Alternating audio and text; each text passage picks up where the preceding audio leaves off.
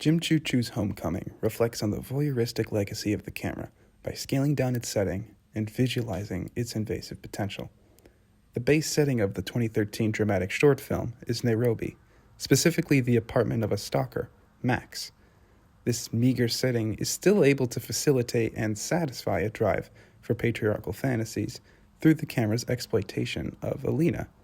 These voyeuristic rituals hark back to its early use by the West to strip scenes within Africa of context and make them malleable to anthropological interpretation. The camera drives the visual plot through frame within a frame, progressively futurist set design, and abrupt cuts.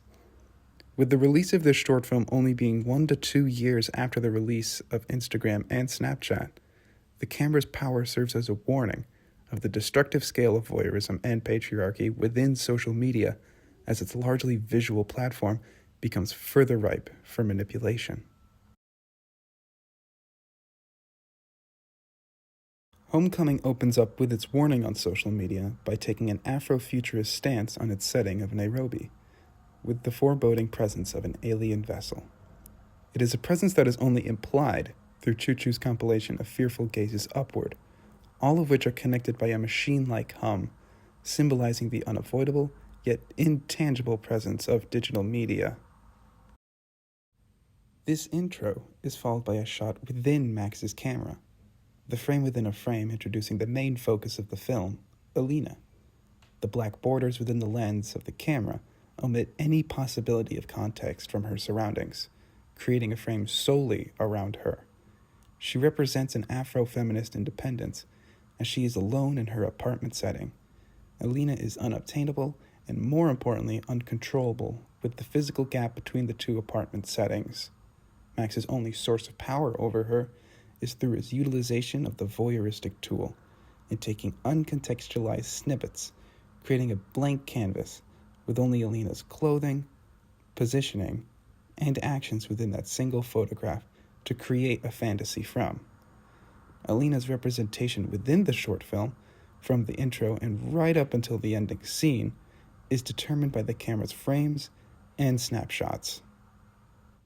The settings of Max's fantasies become more futuristic as the camera's visual plot progresses, detracting from the original apartment in Nairobi. Choo Choo's intensification of sets visualizes the camera's dejection from the concept of Afro-feminist independence by creating more ridiculous claims and circumstances which cement the narrative of patriarchal dependence. The third fantasy that Max enters originates from a frame of Alina talking on the phone, which the camera is somehow able to interpret as an excursion to a new planet colony. The scene opens with a vast forest, with the only inhabitants being Max and Alina. Their eventual meeting establishes a visual power dynamic, with Alina's upward eyeline and nervous glances towards Max.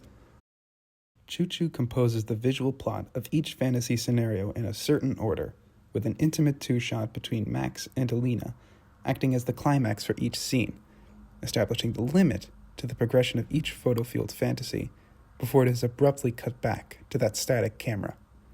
The abrupt cuts from the fantasies create a dependency on the camera to create the next one, symbolizing the addictive nature of digital media, especially as social media during the 2010s becomes increasingly prevalent in everyday life.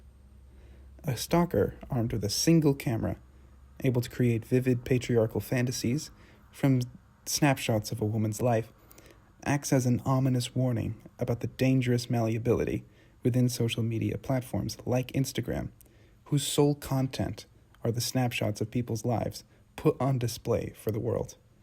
That increase in scale is visualized in the opening scene, with the alien vessel viewing the entire city of Nairobi, its inhabitants only able to look up in horror. The ending scene of the short film breaks the camera's routine by presenting Max with a scenario impossible for the medium to provide an escape from, talking with Alina in person. The invitation card given to Max shows a photo of Alina with her fiancé, a photo that finally has the whole picture, rendering all of his malleable photo snippets powerless to the actual context of Alina's life.